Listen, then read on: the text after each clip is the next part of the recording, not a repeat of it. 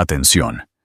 ¿Alguna vez te has sentido atrapado en una jaula dorada, donde cada regalo es una cadena y cada amor una mentira? Prepárense para una historia que les helará la sangre y les hará cuestionar todo lo que creen saber sobre la confianza y la traición. No olviden darle a me gusta a este video y suscribirse para más historias impactantes como esta. El suave zumbido del ecógrafo debería haber sido la melodía del día más feliz de tu vida. Verías a tu bebé por primera vez. Tu mentor, un hombre que podía comprar ciudades enteras, te sostenía la mano. Su agarre era gélido. Cuando el médico te mostró el diminuto corazón latiendo, él se inclinó y susurró con voz venenosa, un susurro destinado solo para ti. ¡Qué error! Él pensó que su secreto estaba a salvo. Pensó que su dinero podría enterrar la verdad, pero nunca esperó a la doctora en esa habitación. Una mujer que veía más que una simple imagen en una pantalla. Su descubrimiento de su mentira reveló una verdad impactante. El fin de un mundo dorado. El silencio en el Bentley era una parte familiar de su matrimonio. Era un silencio pesado y opulento, acolchado por el cuero cosido a mano y el motor susurrante. Pero, aún así, un silencio.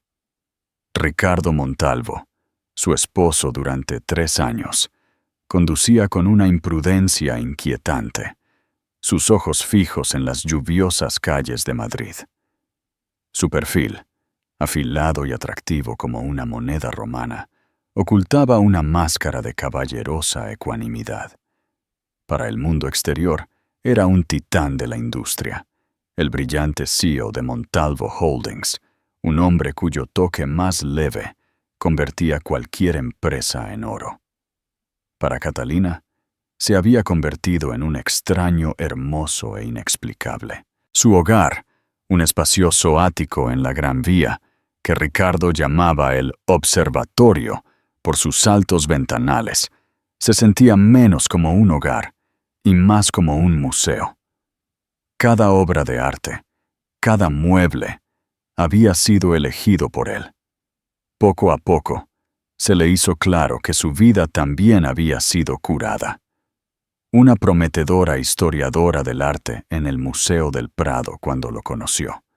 Él la había conquistado con un romance tormentoso que se sintió como una cena de cuento de hadas en París, con sorpresas bajo las luces del norte y un deslumbrante diamante que se sintió más como unas hermosas esposas.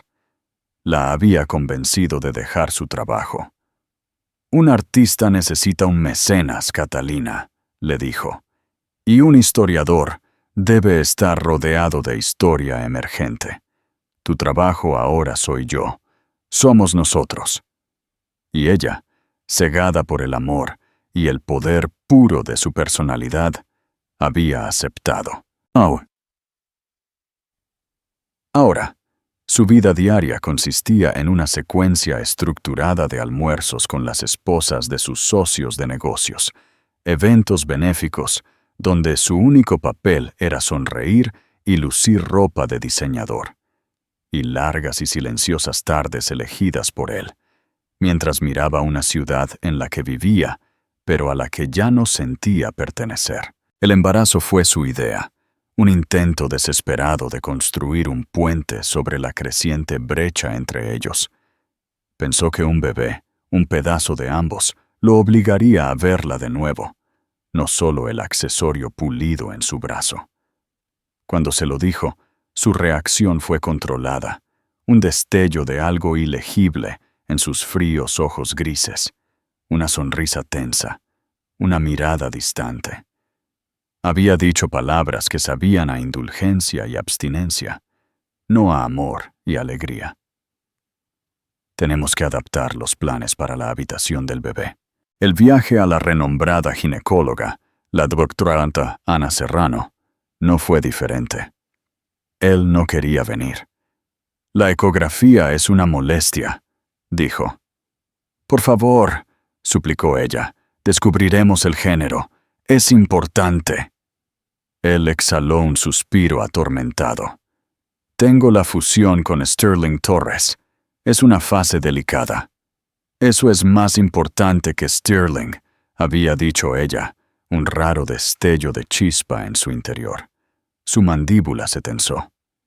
Bien, pospondré mi reunión con el señor Torres, pero seamos eficientes.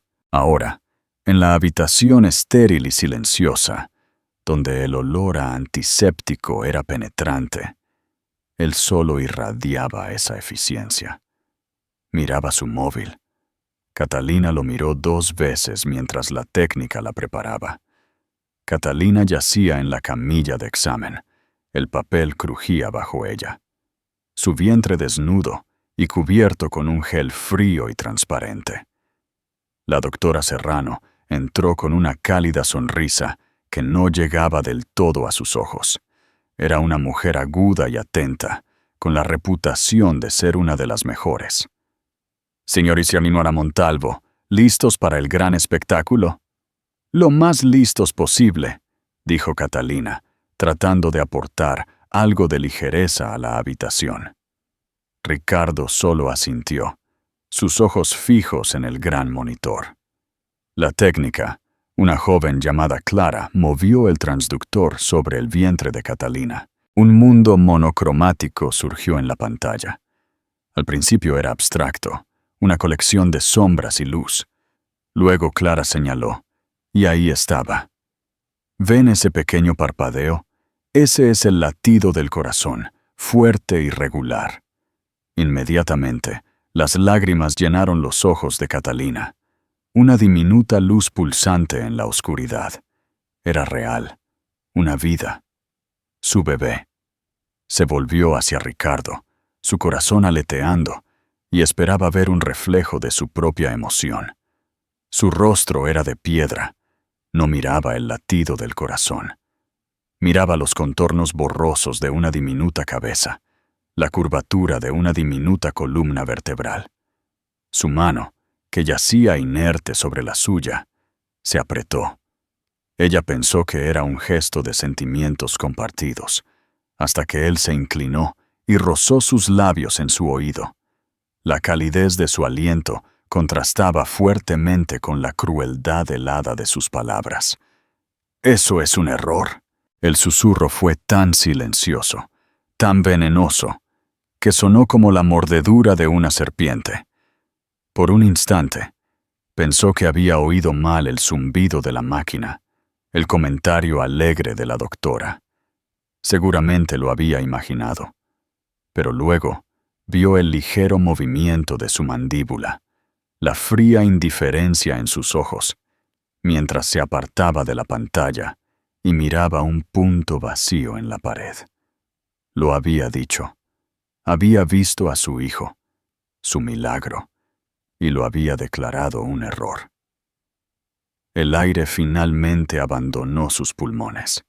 Las cenizas ardían en sus mejillas, se convirtieron en lágrimas de alegría. Su mano se volvió fría en la suya. La habitación, que un momento antes se había sentido llena de vida y promesas, de repente era una tumba. La doctora Serrano y Clara no percibieron nada. Su charla profesional llenó el vacío. Todo parece perfecto, Catalina. Todas las medidas están ahí. Las mediciones son correctas. ¿Quieren saber el género? No lo sé. Su voz era un susurro sofocante. No lo sé. Ricardo soltó su mano, se levantó y alisó su chaqueta impecable. Tengo que atender una llamada. La fusión con Sterling Torres no espera. Miró a la doctora Serrano, con una máscara de disculpa educada. Doctora, por favor, envíe la factura a mi oficina. Nos vemos más tarde. Mi chofer, Tomás, la llevará a casa. No la miró a ella. Ya no miró la pantalla. Simplemente salió, dejándola semidesnuda en una camilla de papel, mientras el eco de sus palabras resonaba en las profundidades silenciosas de su corazón. ¡Un error! ¡Su bebé! ¡Su bebé! ¡Un error! La alegría de la doctora Serrano se desvaneció. Miró de la puerta vacía al rostro de Catalina, bañado en lágrimas. Se volvió hacia Clara. «Clara, ¿podrías darle a la señora Montalvo algo de privacidad y retener todas mis llamadas durante los próximos 15 minutos?» Después de que Clara trajo un taburete y se sentó, su rostro mostró preocupación profesional y algo profundamente humano. Vio la devastación.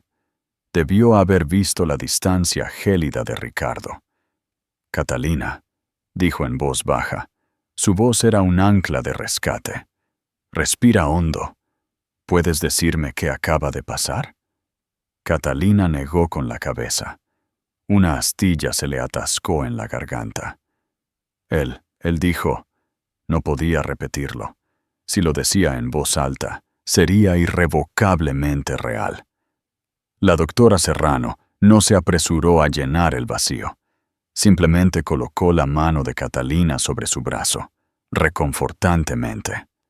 La reacción de Ricardo es inusual, especialmente para un padre primerizo. Su mirada, aguda e inteligente, la fijó. He sido paciente de la red de hospitales preferida de la familia Montalvo durante años. El historial médico de Ricardo es extenso. Me he permitido consultarlo por motivos de preocupación. Catalina frunció el ceño confundida. ¿Su historial médico? ¿Por qué? La doctora Serrano dudó, como si estuviera sopesando sus próximas palabras en una balanza de ética profesional y decencia humana. Había una nota de su médico de cabecera, un doctor llamado Dr. Alejandro Ferrer, para cotejar sus registros con todas las investigaciones para la prevención del embarazo en cónyuges. Fue una señal extraña, así que la seguí. Respiró hondo. Catalina, lo que voy a decirte ahora es una grave violación del secreto médico, pero en vista de lo que acabo de presenciar, creo que se trata de tu seguridad y bienestar. Un miedo frío, mucho más frío que el gel del ecógrafo, resonó en los huesos de Catalina. ¿Qué es? Ricardo tuvo un caso grave de esclerosis múltiple. Comenzó con voz profunda y firme. Sus dolencias se complicaron con una enfermedad llamada orquitis, una inflamación de los testículos. Los términos médicos no significaban nada. Todavía estaba atrapada en la palabra error. La inflamación causó un daño considerable e irreparable. La doctora Serrano no apartó la mirada de ella. Luego le realizamos una serie de pruebas. Tengo los documentos aquí. Catalina, Ricardo Montalvo ha sido completa e irreversiblemente estéril. Su enfermedad se llama azoospermia. Hay un 0% de posibilidades de que pueda concebir un hijo de forma natural. La habitación comenzó a dar vueltas. La imagen en blanco y negro de su bebé en la pantalla parecía burlarse de ella. 0% de posibilidades. Estéril. Irreversible. ¿Qué? ¿Qué está diciendo? Tartamudeó. Su mente se negaba a conectar los puntos. La voz de la doctora Serrano sonó suave, pero sus palabras eran de una claridad penetrante. Estoy diciendo, Catalina, que Ricardo sabe que no puede ser el padre de tu bebé. Las piezas del rompecabezas se unieron con la fuerza de un disparo. Su reacción apagada al embarazo, su distancia, su forma controladora y su susurro. Es un error. El error no era el bebé. El error no era el embarazo. El error era que ella se hubiera quedado embarazada, porque él sabía con absoluta certeza científica que no era el padre. No había culpado al bebé de ser un error. La había culpado a ella. El viaje a casa desde la consulta de la doctora Serrano transcurrió en un borrón. Tomás, el estoico chofer de Ricardo, navegaba con su habitual competencia silenciosa por el tráfico de la ciudad, lanzando a Catalina solo una mirada ocasional por el espejo retrovisor. Su frente estaba arrugada de preocupación. Ella se sentó cómodamente en el asiento trasero del Bentley, cubierto de suave cuero. Se sentía como en una jaula. Su mano descansaba protectoramente sobre su vientre, un gesto que ahora tenía un nuevo y aterrador significado. Las palabras de la doctora Serrano, un tamborileo ensordecedor, resonaban de nuevo. Estéril, irreversible, 0% de posibilidades. La doctora había sido amable. Le había dado a Catalina un vaso de agua y un paquete de pañuelos, y le había dado espacio para que el primer shock la invadiera.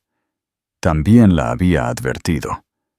Un hombre como Ricardo Montalvo, con sus medios y su orgullo, eso no le impresionará fácilmente. Catalina no es un hombre al que le guste que se cuestione su historia. Ten cuidado. Le había impreso una copia del informe de diagnóstico del archivo de Ricardo, un documento de más de una década de antigüedad, firmado por una doctora Alicia Ferrer, y el diagnóstico de azoospermia. Ahora, esta prueba es tu único poder, le había dicho, metiéndola en un simple sobre de Manila. Guárdala con tu vida. De vuelta en la perfección estéril del observatorio, Catalina deambulaba como un fantasma por el salón cavernoso. Las impresiones de Warhol en la pared parecían gritar en un silencio asfixiante. El paisaje urbano exterior, normalmente una fuente de consuelo, se sentía extraño y amenazante. Toda su vida, esta vida bellamente curada, era una mentira, una farsa cuidadosamente construida. Ella no había engañado a Ricardo, ni una sola vez. La mera idea era absurda. Lo amaba, o había amado al hombre por el que lo tenía. Sus pensamientos se aceleraban. Intentó encontrar una explicación. Cualquier otra explicación que no fuera la que la golpeaba directamente en los ojos. ¿Un milagro? ¿Un diagnóstico erróneo? Una probabilidad de 1 entre 1.000 millones. Pero la certeza de la doctora Serrano era inquebrantable. La prueba estaba en el sobre que sostenía en la mano. Si ella no había engañado y él era infértil, ¿cómo podía estar embarazada? La pregunta era un agujero negro que amenazaba con tragársela por completo. Ricardo llegó a casa tarde esa noche. Escuchó su llave en la puerta, el clic silencioso al cerrarla tras de sí. Ella estaba sentada en la oscuridad, el sobre frente a ella sobre la mesa de mármol. No se había movido en horas. Él encendió una lámpara tenue, y la habitación se bañó en una suave luz dorada. Se aflojó la corbata. Sus movimientos eran fluidos y seguros. «Catalina, ¿por qué estás sentada en la oscuridad?» No sonaba enojado, solo cansado. El poderoso CEO acababa de llegar a casa después de un largo día. «Tenemos que hablar, Ricardo», dijo con una voz sorprendentemente firme. Él suspiró y se pasó la mano por su cabello oscuro y perfectamente peinado. «¿Puede esperar? El trato de Sterling Torres está en una etapa crítica. Estoy exhausto». «No», dijo ella, y su voz cobró fuerza. «No puede esperar». Señaló el sobre. «Tuve una conversación muy reveladora con la doctora Serrano hoy, después de que te fuiste». Una oleada de ira y miedo se apoderó de su rostro, antes de ser inmediatamente suprimida y reemplazada por una expresión de preocupación paternal. Se acercó y se sentó frente a ella en la silla, creando una distancia consciente entre ellos. «¿Estás bien? ¿Está bien el bebé? Te veías abrumada en la clínica». La crueldad casual de sus palabras, la forma en que actuaba como si su necesidad fuera solo un desequilibrio hormonal, encendió un fuego en su pecho. El bebé está bien, pero lo sabes, ¿verdad? Viste el latido del corazón. También llamaste a nuestro bebé un error. Él tuvo la decencia de parecer incómodo por un momento. Catalina, oíste mal. Había mucho ruido en la habitación. Hablaba de la fusión. No me mientas, Ricardo, dijo, y su voz se elevó. No te atrevas a mentirme. Entendí. Tu razón me queda clara. Empujó el sobre la mesa. La doctora Serrano me mostró esto. Tu historial médico de cuando tenías 16 años. Él miró el sobre, pero no lo tocó. Una sonrisa lenta y fría se extendió por sus labios, y la máscara del esposo preocupado se disolvió, revelando el monstruo que había debajo. Fue una transformación aterradora. La doctora Serrano parece tener un problema con la obligación de confidencialidad del paciente, dijo con calma, bajando la voz a un tono bajo y peligroso. Tengo un problema muy serio. Haré que mis abogados discutan esto con la junta del hospital. Puede considerarse afortunada si vuelve a ejercer en este estado. Esto no se trata de la doctora Serrano. Se trata de ti, de nosotros. Catalina estaba de pie ahora. Su cuerpo temblaba por una mezcla de ira y horror. Eres infértil, Ricardo, desde hace años. Sabías que no podía ser el padre. Me hiciste creer que me estaba volviendo loca. ¿Por qué? Él se puso de pie. Su tamaño y presencia de repente parecían abrumadores en la habitación tenuemente iluminada. Ya no era el hombre encantador con el que se había casado. Era un depredador. No te hice creer nada, Catalina, resopló, dando un paso hacia ella. Un simple hecho biológico. Embarazo. Viniste a mí. Soy tu esposo. ¿Qué me quedaba por pensar? Las implicaciones la golpearon como un puñetazo.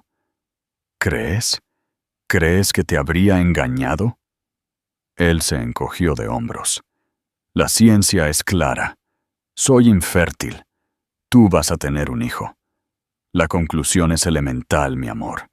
Estaba dispuesto a ver al niño como mío, a darle el nombre de Montalvo, el heredero de Montalvo. Todo lo que te pedí fue discreción, pero ni siquiera eso pudiste hacer. Tuviste que montar este drama. Era gaslighting al más alto nivel. Tan completo, tan audaz, que por un momento casi cuestionó su propia realidad. Él convirtió su lealtad en traición, su alegría en escándalo. Se presentó como el esposo magnánimo y complaciente, dispuesto a perdonar su negativa, a darle su nombre. El error al que se refería no era solo su embarazo, era su fracaso en mantener en secreto su aventura. Nunca te engañé, susurró con horror. Nunca lo haría. ¿Cómo lo explicas entonces? Su voz se disparó como un látigo, una indignación divina e inmaculada. ¿Te visitó un ángel mientras yo cerraba el trato en Tokio? Las lágrimas corrían por su rostro, calientes y furiosas. No lo sé. Te pregunto a ti, pero sé que te fui leal. Él se rió, una risa breve y fea, sin humor. Lealtad, un concepto anticuado que ya no importa. Te aseguraste de que importara. Al sacarlo a la luz, me obligaste a hacer algo. Se acercó al bar y se sirvió un whisky, de espaldas a ella. Llevarás a este niño. Cuando nazca, me transferirás todos los derechos parentales. Haré que se redacte un acuerdo de confidencialidad, uno muy generoso. Serás bien compensada por tus servicios. Luego desaparecerás. Te mudarás a Europa o a California. No me importa. Nunca más te pondrás en contacto conmigo ni con el niño. Catalina lo miró fijamente por un momento. ¿Quieres comprar a mi bebé?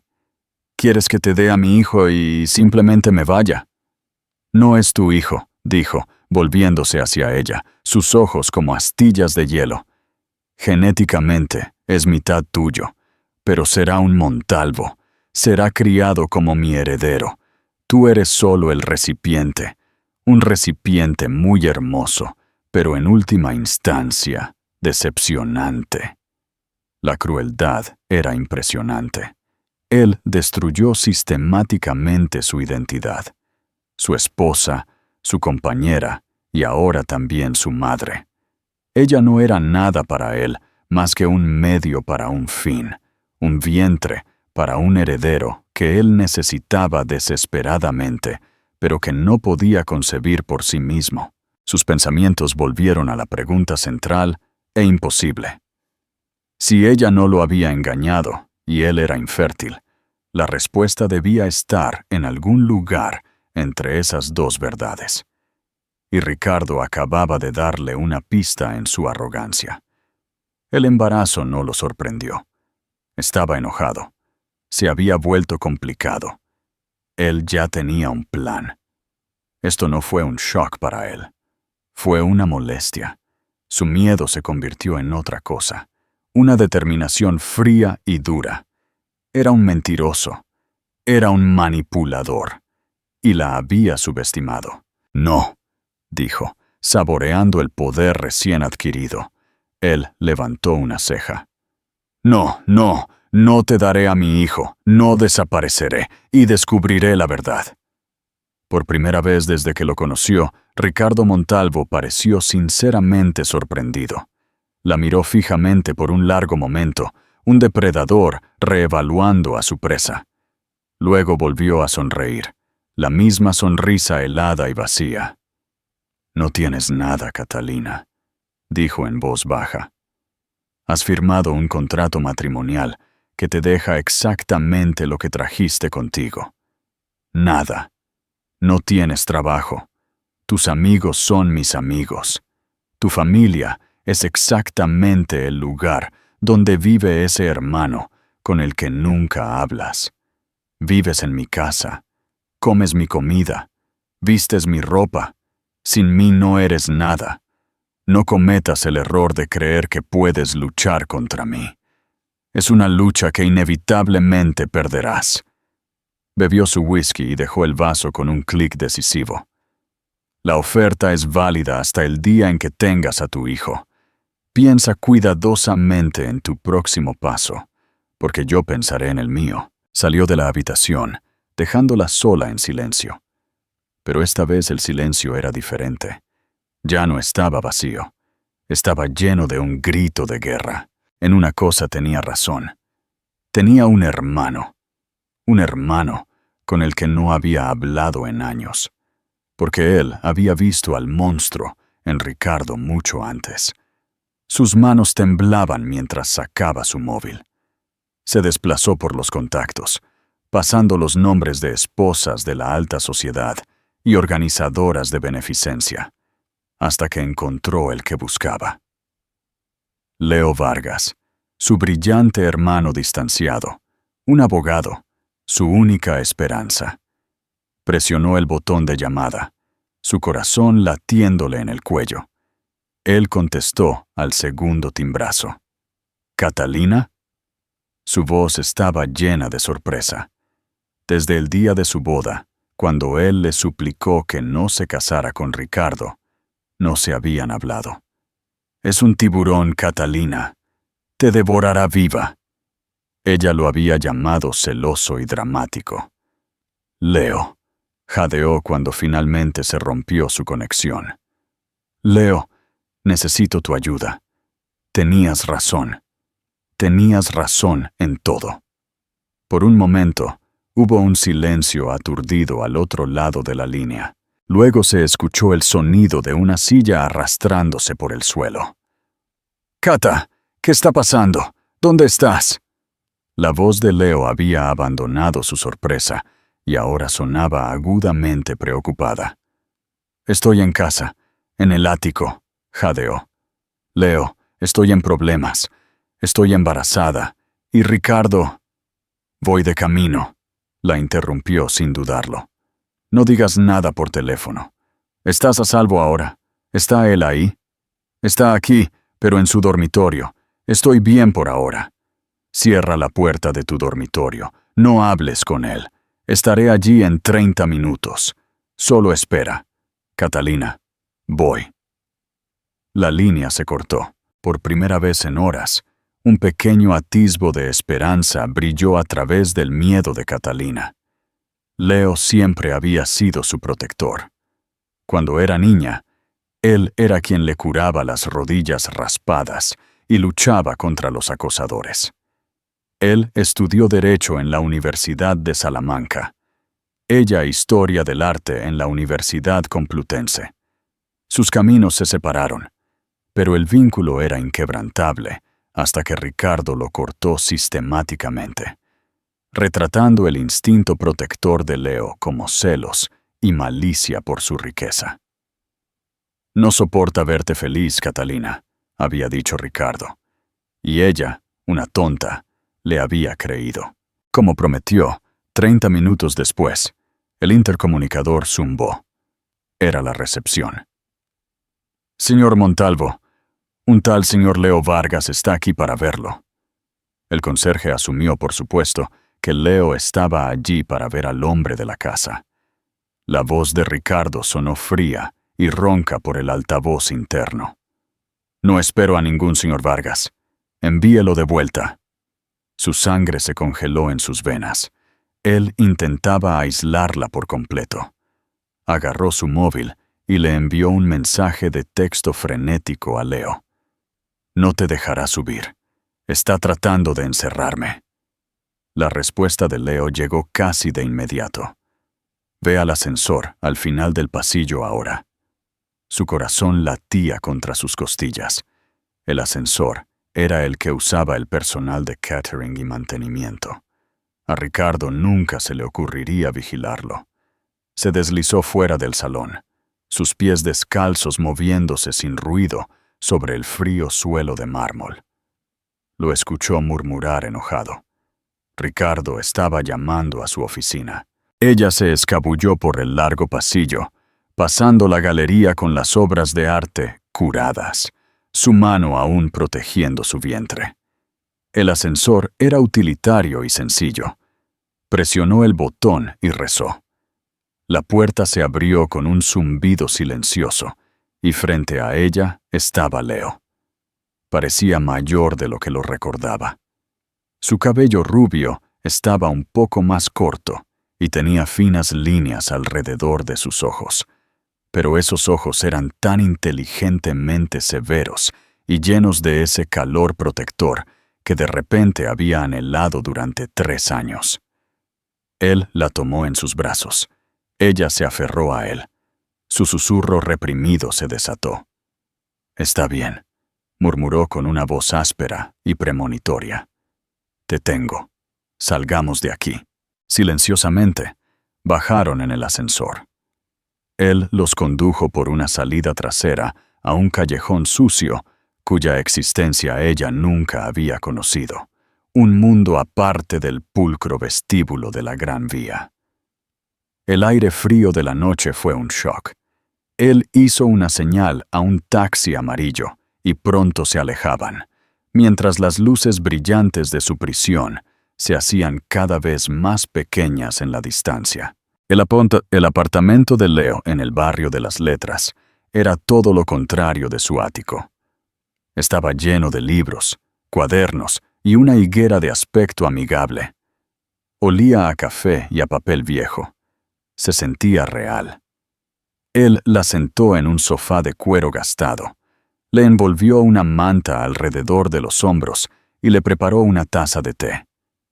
Mientras sorbía el líquido caliente y dulce, la historia simplemente brotó de ella. Le contó todo: la ecografía, los susurros de Ricardo, la revelación de la doctora Serrano, el informe médico que había guardado en su bolso, la terrible confrontación, el gaslighting de Ricardo, el ultimátum de llevarse a su bebé y desaparecer. Leo escuchó sin interrupción. Su expresión se oscurecía con cada palabra. Tomó el informe médico y lo leyó cuidadosamente, aunque su mirada de abogado no se le escapó. Cuando ella terminó, un pesado silencio llenó la habitación. «Ese hijo de puta», dijo, su voz un profundo gemido. Sabía que era un bastardo controlador, pero esto es sociópata. La miró, sus ojos llenos de dolor que reflejaban el suyo. «Catalina, lo siento mucho. Siento no haber luchado más por ti». «No es tu culpa», susurró ella. «Él me manipuló, me aisló. Mi culpa». Leo negó con la cabeza. «Se acabó. Termina esta noche. Lo más importante primero. No puede obligarte a renunciar a tu hijo. Los derechos parentales no son una mercancía que se pueda comprar y vender. Sus amenazas no deben aterrorizarte hasta la sumisión». «Pero tiene tanto poder, Leo», dijo ella. «Los mejores abogados, los mejores jueces. Me dijo que arruinaría a la doctora Serrano». «Lo intentará», dijo Leo, apretando los dientes. «La doctora Serrano tiene la razón ética y tiene un buen abogado, a quien yo apoyaré. Su deber de cuidado hacia ti, en tu emergencia, superó su deber de confidencialidad, especialmente porque él lo usó para el engaño y el abuso emocional». Empezó a divagar en sus pensamientos. Obviamente, estaba trabajando. El contrato matrimonial es otro tema. Los abogados de Ricardo son los mejores que el dinero puede comprar. Lo habrían hecho a prueba de balas. Tiene razón en que probablemente te irías con muy poco. Pero no vamos tras su dinero. Vamos tras algo más importante: tu libertad, tu hijo y la verdad. Se puso de pie y la miró. «Catalina, esto es crucial. Dijiste que nunca habrías engañado». «Nunca», dijo ella con absoluta convicción. «Te creo», dijo él de inmediato, lo que deja un vacío en el medio. «Estás embarazada. Él es infértil». Él sabía que era infértil. Sin embargo, no se sorprendió por completo por el embarazo. Solo estaba enojado de que se hiciera público entre ustedes dos. Él ya tenía un plan para conseguir al bebé. Esto sugiere que esperaba un hijo, pero no de esta manera caótica. Sus propios pensamientos, que eran una tormenta caótica, comenzaron a aclararse mientras Leo los presentaba con tal precisión lógica. «Él esperaba un hijo», repitió ella. La idea se solidificó. «Entonces hay posibilidades», dijo Leo, y comenzó a contarlas con los dedos. «Maternidad subrogada, por ejemplo. Pero tú eres la que está embarazada, así que descarta eso. Adopción, posible. Pero el calendario no encaja. Queda la tecnología de reproducción asistida. Fecundación artificial». La sigla quedó en el aire. «¿Fecundación artificial?» «Pero FIV», preguntó ella confundida. «Su esperma no es viable». «Exacto», dijo Leo, y sus ojos brillaron con la intensidad de un cazador. «Tenía que ser esperma de donante, pero tú lo sabrías si hubieras pasado por un ciclo de FIV. Catalina, las inyecciones hormonales, las intervenciones. Lo sabrías». Ella negó con la cabeza. «No, nunca pasó nada de eso». Por un momento, ambos se quedaron mirando el rompecabezas imposible. Un embarazo sin sexo con una pareja fértil y sin un tratamiento clínico de FIV. Eso no tenía sentido. A menos que... comenzó Leo lentamente, y sus ojos se entrecerraron. «A menos que la inseminación se haya realizado sin tu conocimiento». La sangre se le fue de la cara. «¿Qué? ¿Cómo es eso posible?» «No lo sé», admitió. «Suena a algo de una novela de espías. Pero con un hombre como Ricardo, un hombre con recursos infinitos y una completa falta de brújula moral, no podemos descartar nada. Tenemos que empezar a pensar así. ¿Dónde están los puntos débiles? ¿Dónde pudo haber intervenido? Agarró un bloc de notas y un bolígrafo. Bien, procedamos sistemáticamente. Piensa, Catalina. Todas las citas médicas inusuales, las intervenciones, incluso un examen de rutina que te pareció extraño, todas las nuevas vitaminas o medicamentos en los que confió. Ella pensó en los últimos 9 meses, murmurando. Ricardo estaba obsesionado con su salud, pero ella siempre lo había visto como parte de su naturaleza controladora. Hace aproximadamente 1 año, él la había trasladado a una clínica privada para su ginecólogo. Él había elegido un establecimiento llamado Clínica Bienestar de la Luna, dirigido por una doctora llamada Dr. Elena Ramos. Era exclusiva, cara y dirigida a la élite de la ciudad. Allí se hizo su examen anual. También tuve mi revisión anual en la Clínica Bienestar de la Luna, dijo lentamente. Hace unos 9 meses. Fue de rutina. La doctora Ramos fue muy profesional, muy hábil. ¿Algo más? Ricardo me puso a dieta hace aproximadamente 1 mes, con vitaminas prenatales, recordó. Las mandó fabricar especialmente en una farmacia suiza. Dijo que eran las más puras y efectivas que existían. Leo lo anotó todo. Clínica Bienestar de la Luna. Dr. Elena Ramos. Vitaminas suizas. Él la miró. Es un largo camino, pero aquí empezamos a investigar. Tenemos que averiguar a quién pertenece la Clínica Bienestar de la Luna, con quién está en contacto la doctora Ramos, y tenemos que conseguir una de esas botellas de vitaminas. Levantó la vista hacia el techo sobre ella y hacia su rostro exhausto y bañado en lágrimas. Su expresión se suavizó. Pero primero tienes que descansar. Aquí estás a salvo. Ricardo no conoce la dirección. Me mudé hace 3 años, después de tu boda. Las palabras tácitas quedaron en el aire después de que ella lo presentara a su hermano. Mañana, dijo Leo con voz firme y decidida.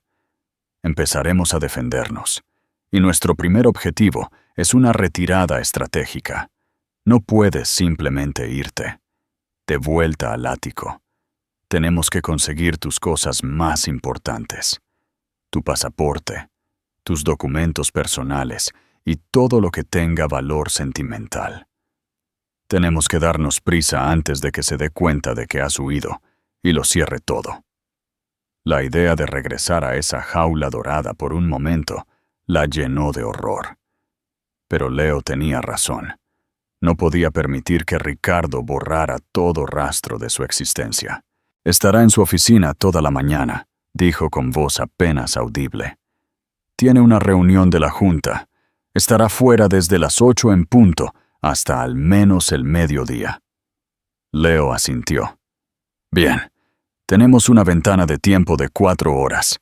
Entramos, cogemos tus cosas y volvemos a desaparecer.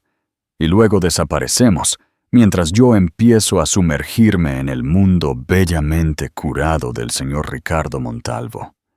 Tengo la sensación de que estamos a punto de encontrarnos con algunos secretos muy feos que se esconden en la letra pequeña. Esa noche, Catalina finalmente se durmió en el sofá de Leo. Fue un sueño inquieto, interrumpido por pesadillas con susurros fríos y una sonrisa helada. Pero por primera vez en mucho tiempo no estaba sola en la oscuridad. Tenía un aliado y tenían un plan. El gran Ricardo Montalvo había cometido un grave error. La había llevado tan lejos que no tenía nada que perder. Y al hacerlo, había convertido a su esposa cultivada y leal en una rebelde.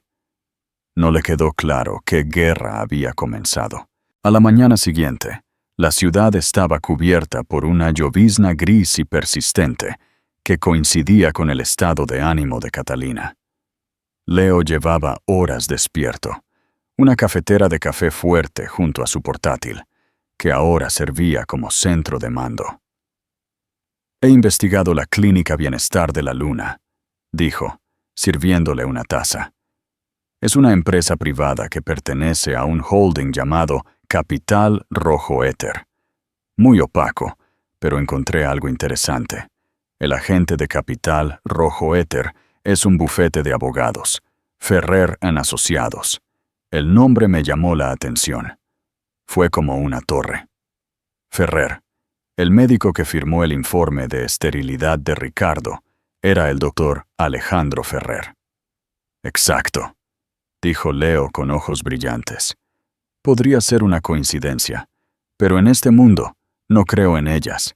Aparentemente el doctor Ferrer no solo diagnosticó a Ricardo, quizás se quedó en el círculo familiar, o al menos su oficina. La conexión era aterradora. El médico que conocía el secreto más profundo de Ricardo estaba asociado con la clínica, donde ella se había hecho su último examen antes del embarazo. Se sentía como una red consciente, cuidadosamente tejida. «Tenemos que irnos», dijo ella, decidida. El reloj corre. Leo había organizado un servicio de chofer discreto, no un taxi amarillo. «Ricardo tendrá ojos», dijo. «Asumamos que nos están vigilando».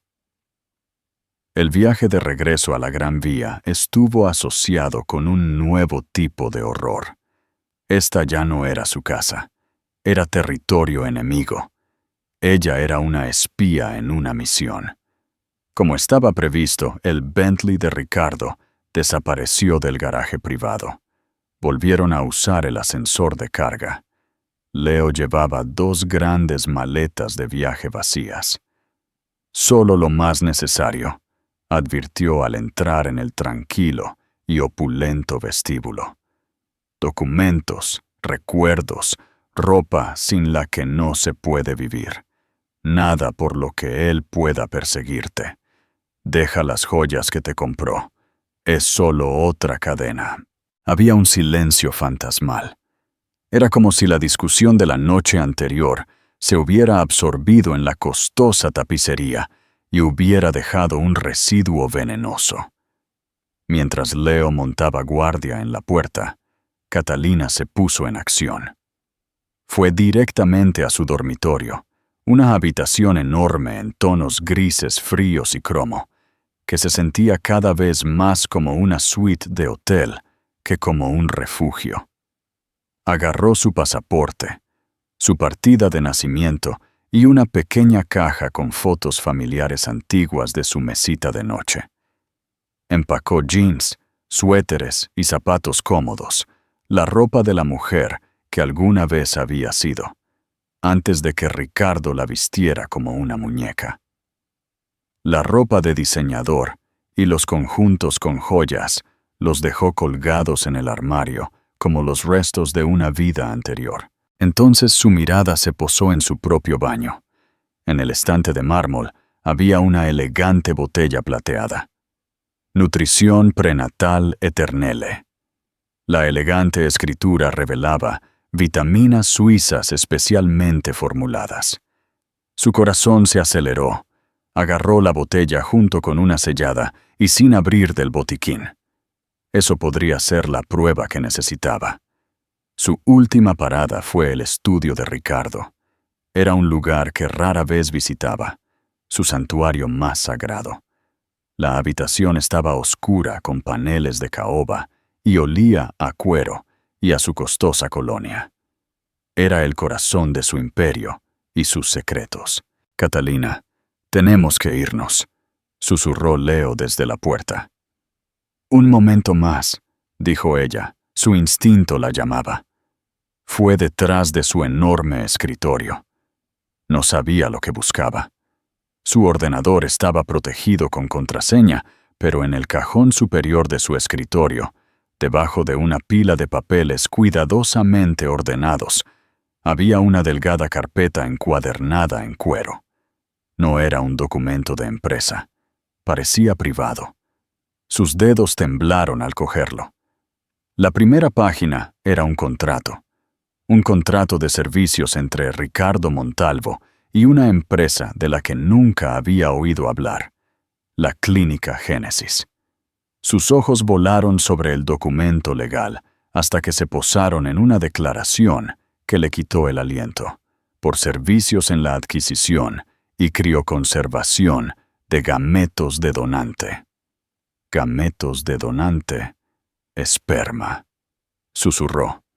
Era un perfil de donante. Donante 734. Enumeraba sus características físicas, altura, color de pelo, color de ojos, todo lo cual se parecía notablemente a Ricardo. Enumeraba sus logros académicos y un estado de salud impecable. Sin embargo, el nombre estaba tachado con un bolígrafo grueso. Luego vio el plan de pagos, una serie de grandes transferencias de una cuenta privada de Ricardo a la Clínica Génesis, incluyendo una segunda serie de pagos, una tarifa mensual a una mujer, Sara Dubois. El propósito de cada pago era el mismo: tarifa por consulta. ¿Quién era Sara Dubois? ¿Consultora de qué? ¿Y por qué Ricardo pagaba a una clínica de fertilidad por gametos de donante, mientras supuestamente intentaba tener un bebé con su esposa Catalina? Ahora la voz de Leo sonaba urgente. Ella tomó una foto de cada página. Las primeras fotos estaban borrosas por sus temblores. Volvió a meter la hoja en el cajón y salió corriendo del estudio. Su corazón amenazaba con salírsele por el cuello. Cuando estaban a punto de irse, el ascensor principal sonó.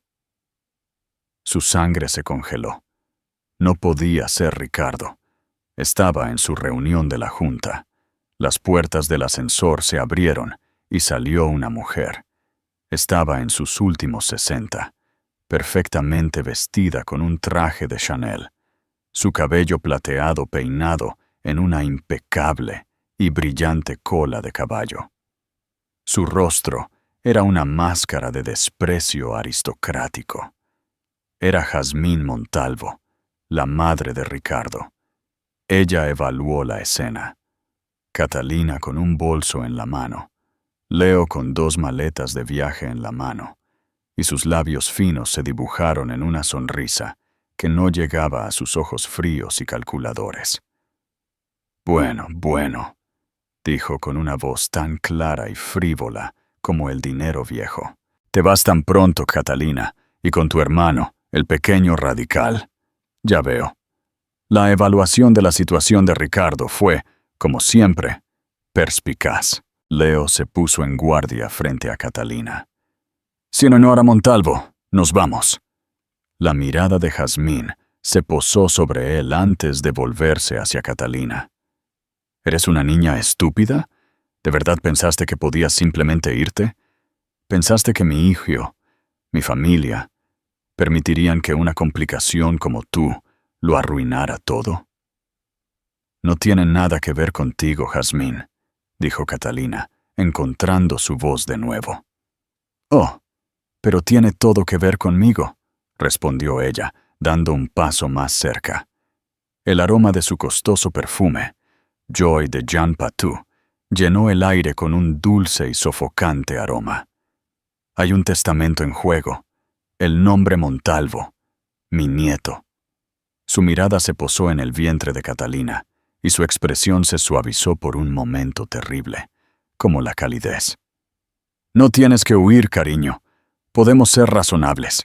Ricardo está enojado. Sí, es orgulloso, pero es controlable. Puedo hablar con él. Abrió su bolso y sacó una chequera. Estás llevando un Montalvo. Eso te hace importante para nosotros, pero no eres adecuada para ser su madre. Danos al niño. Yo personalmente me aseguraré de que estés cuidada de por vida. Un nuevo nombre, una hermosa casa en el sur de Francia. Todo lo que quieras. Puedes pasar tus noches en Saus y Braus. Todo lo que tienes que hacer es firmar y marcharte. Era la misma oferta que Ricardo había hecho, pero adornada con un toque de preocupación matriarcal que de alguna manera era más repulsivo. No solo ofrecía comprar al bebé, Ofrecía a Catalina una jaula dorada a cambio de su alma. «No es un Montalvo», dijo Catalina. Su voz resonaba con ira. «No sé quién es, pero no es un Montalvo. Y es mi hijo, mío. No está en venta». La máscara de cortesía de Jazmín se derrumbó. Su rostro se endureció. Sus ojos brillaron con una ira venenosa, tan similar a la de su hijo. «Ingrata pulga, vienes sin nada a la vida de mi hijo, y así le pagas, abriendo las piernas a un extraño y tratando de hacer pasar a tu hijo bastardo como suyo». «Basta», dijo Leo con voz mortalmente tranquila. «Hemos terminado aquí». Tomó el brazo de Catalina y la condujo hacia el ascensor. La voz de Jazmín los siguió por el pasillo, chillando y aterrorizada. «No te saldrás con la tuya. Ricardo te encontrará. Te quitará a este niño y te dejará sin nada. Estarás arruinada. ¿Me oyes? Arruinada». Las puertas del ascensor se cerraron de golpe, interrumpiendo su tiranía. Catalina se hundió contra la pared, temblando incontrolablemente. Sabía que Ricardo era un monstruo, pero ahora sabía que esa monstruosidad era innata. Toda la familia Montalvo estaba podrida hasta la médula. No les importaba un niño, les importaba un heredero, una mercancía. De vuelta en el coche, alejándose de esa vida de una vez por todas, Catalina le mostró a Leo las fotos en su móvil. Él las revisó con concentración. «La clínica Génesis», murmuró. «Donante 734, Sara Dubois». Él la miró. Sus ojos estaban oscuros y llenos de un conocimiento gélido. «Catalina, esto es peor de lo que imaginábamos. Él no solo ocultó su esterilidad. Tenía un plan bien pensado y cuidadoso, para conseguir un heredero con la ayuda de un donante. Y quería hacer pasar al niño como suyo». «¿Pero cómo me quedé embarazada?», lloró ella, mientras la pregunta aún la atormentaba. «Si no tuve una fecundación artificial, ¿cómo entró el esperma?». Leo miró la foto de la botella de vitaminas y luego de nuevo los documentos legales en su móvil. «No lo sé exactamente», dijo lentamente y con voz sombría. «Pero tengo una teoría inquietante. Se llama inseminación críptica. Es altamente poco ética, ilegal en la mayoría de los lugares y casi imposible de probar. Pero para un hombre con los recursos de Ricardo y las conexiones con la red del Dr. Ferrer y una clínica privada, no necesitaría tu consentimiento si pudiera manipularte por completo». La conclusión fue impactante. ¿Las vitaminas de Suiza? ¿La clínica privada? ¿Su examen de rutina habría salido de alguna otra manera que no fuera normal? ¿La doctora Ramos? ¿Habrían sido fertilizadas sin su conocimiento o consentimiento? Habría sido un golpe tan duro que no podría entenderlo.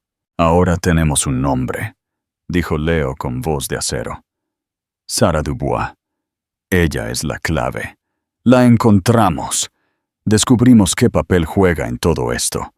Y descubrimos la identidad del donante, Seth». Miró a Catalina. Su mano cubrió la suya. «Esta es nuestra nueva misión. No solo escapamos, Catalina. La cazamos». Se sumergieron y se retiraron a una remota casa familiar en los Pirineos. El aislamiento fue un bálsamo para los nervios agitados de Catalina. Mientras se concentraba en su salud, Leo convirtió el rústico salón en una sala de guerra. Contrató a un conocido detective privado y expolicía llamado Marcos Ruiz. Comenzó a desentrañar la oscura constelación del engaño de Ricardo. Los médicos, las clínicas y la misteriosa Sara Dubois. El primer avance llegó a través de una botella sin abrir de las vitaminas suizas. Leo la había enviado al laboratorio para su análisis. Los resultados fueron negativos. «Es peor de lo que pensábamos», dijo Leo con el rostro sombrío al leer el informe. Las píldoras no eran solo nutrientes. Contenían un sedante fuerte y un cóctel hormonal destinado a optimizar la fertilidad. Las palabras clínicas dibujaron una imagen aterradora. «Me drogó», susurró Catalina. La herida le quitó el aliento. Ella fue una participante involuntaria en su propio embarazo. Su ira, una vez una chispa, ahora se endureció en una determinación fría e inquebrantable. Poco después, las investigaciones de Marcos Ruiz dieron sus frutos. Lo llevaron a Sara Dubois a través de una corporación fantasma. Encontró su dirección en un discreto edificio de apartamentos en el barrio de Malasaña. «Tengo que verla», dijo Catalina con voz firme. El tiempo de esconderse había terminado. Se acercaron con cautela. Mientras Leo y Marcos esperaban cerca, Catalina fue sola al edificio. Su corazón latía sin cesar contra sus costillas. Tocó el timbre. «Mi nombre es Catalina Montalvo», dijo con voz clara al portero automático. «Tenemos que hablar de Ricardo». Después de un tenso silencio, la cerradura se abrió. La mujer que abrió la puerta, Sara, no era la cómplice fría que Catalina había imaginado. Era elegante, con ojos inteligentes y cansados, donde un universo de horror se escondía. «Señora Montalvo», dijo en voz baja, «sabía que este día llegaría. Por favor, entre». En el apartamento minimalista, la verdad finalmente salió a la luz. «Yo era genetista». Las manos de Sara comenzaron a temblar. «Dirigía una clínica de fertilidad llamada Génesis. Ricardo vino a mí hace años, obsesionado con tener un heredero biológico, del que sabía que nunca concebiría. Cuando le dije que eso era imposible, cambió su plan. Quería un hijo que se pareciera a él, de un donante que le encajara perfectamente. Donante 734. Catalina jadeó. Sara asintió. Pero eso no fue suficiente para él. Insistió en que tú llevaras al niño para completar la ilusión. Le dije que eso era ilegal, una terrible violación ética. Pero él había usado las deudas de juego de mi hermano. Ricardo las pagó y, a cambio, me poseyó. Me obligó a orquestar todo. Las vitaminas con drogas, el procedimiento. La doctora Ramos de la Clínica Bienestar de la Luna también era una de sus marionetas. Su voz se quebró. «Lo siento mucho.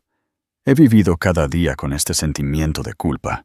La confesión fue devastadora, pero quedaba una última pregunta crucial. «¿Quién era el donante?», preguntó Catalina con voz temblorosa. «¿Quién es el padre de mi bebé?». Una nueva ola de miedo cubrió el rostro de Sara. «La crueldad de Ricardo era multifacética», explicó. «Quería que el donante fuera alguien a quien pudiera controlar por completo, una especie de póliza de seguro. Eligió a su hermano menor, Miguel». El nombre la golpeó con la fuerza de un golpe físico. Miguel Montalvo, el artista rechazado, la vergüenza de la familia. «Ricardo lo despreciaba», susurró Sara. Le ofreció a Miguel una suma de dinero que le cambiaría la vida como donante. Lo obligó a un acuerdo secreto y a desaparecer. Su éxito perverso definitivo. El heredero que él reclamó como suyo llevaba los genes de su hermano odiado. Armado con la desgarradora explicación de Sara, el equipo de Leo actuó rápidamente. Encontraron a Miguel Montalvo, que llevaba una vida tranquila y anónima en un pequeño pueblo de la costa de Galicia. Era un pintor de obras melancólicas, un hombre atormentado por un trato que nunca entendió. Catalina viajó a Galicia para conocerlo.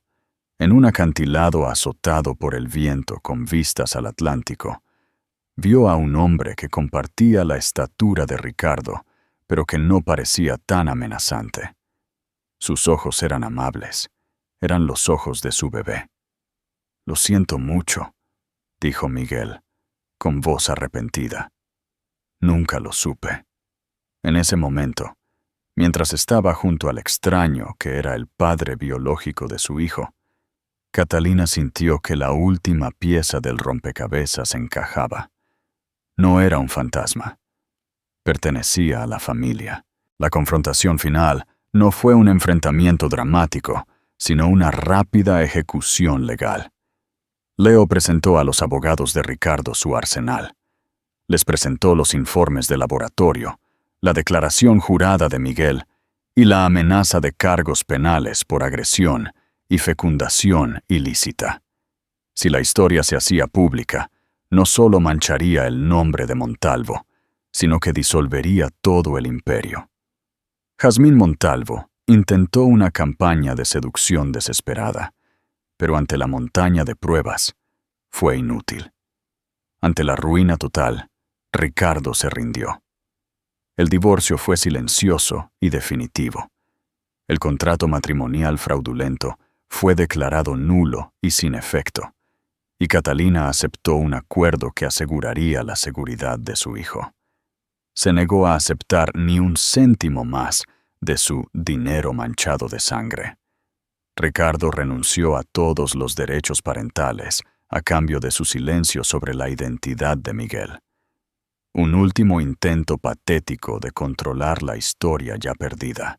Catalina salió del matrimonio con su libertad, su dignidad y la preciosa vida que llevaba dentro. 2 meses después, dio a luz a un hermoso y sano niño.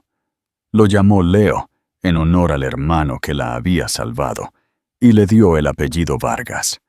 Tenía los ojos amables de su tío Miguel y el espíritu indestructible de su madre. Miguel se convirtió en una presencia tranquila y amorosa en su vida, y su arte se llenó lentamente de una luz que había faltado durante mucho tiempo. Catalina nunca volvió a ver a Ricardo y Jazmín. Lo último que escuchó fue que Montalvo Holdings estaba en ruinas y Ricardo se había retirado a su ático dorado, un rey que gobernaba sobre un reino en la sombra. Tenía su poder, pero estaba completamente solo, porque había perdido el futuro que tan desesperadamente había intentado robar. Sin embargo, Catalina había encontrado el suyo. No era una vida de abundancia, pero era real y era libre. El viaje de Catalina comenzó con una impactante traición en la fría y estéril luz de una sala de ecografías y terminó con ella recuperando su fuerza, su identidad y su futuro. Escapó de una jaula dorada, desveló una red de mentiras que iba más allá de lo que podía haber imaginado y luchó por lo más valioso de su vida, su hijo. Su historia es una poderosa prueba de la resistencia, el vínculo inquebrantable de la familia y el hecho de que la verdad es un poder que ni siquiera el dinero de un millonario puede suprimir. ¿Qué habrías hecho tú en el lugar de Catalina? Déjanos saber tu opinión en los comentarios. Si te inspiró su increíble fuerza, por favor, haz clic en el botón de me gusta y comparte este video con alguien que necesite un recordatorio de su propia fuerza. Y no olvides suscribirte a nuestro canal para escuchar más historias inolvidables de drama, supervivencia y el triunfo definitivo. Gracias por escuchar.